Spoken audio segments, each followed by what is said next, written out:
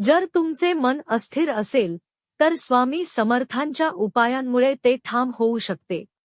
श्री स्वामी समर्थ या मंत्राचा जप करणे, स्वामींच्या चरणी प्रार्थना करणे आणि त्यांच्या लीलांचे स्मरण करणे यांसारख्या उपायांमुळे मनाला शांती आणि स्थिरता मिळू शकते.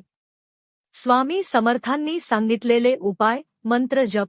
श्री स्वामी समर्थ या मंत्राचा जप करणे हा मनाला शांत करण्याचा एक प्रभावी मार्ग आहे.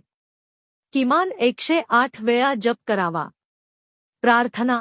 स्वामी समर्थांच्या चरणी प्रार्थना करणे, आपल्या इच्छा आणि भावना व्यक्त करणे आणि त्यांच्या कृपेसाठी याचना करणे यामुळे मन स्थिर होते. स्वामींच्या लीलांचे स्मरण. स्वामी समर्थांच्या लीलांचे स्मरण करणे, त्यांच्या शिकवणुकीवर विचार करणे आणि त्यांचे कार्य जीवनात अंगीकारण्याचा प्रयत्न करणे यामुळे मन एकाग्र होते.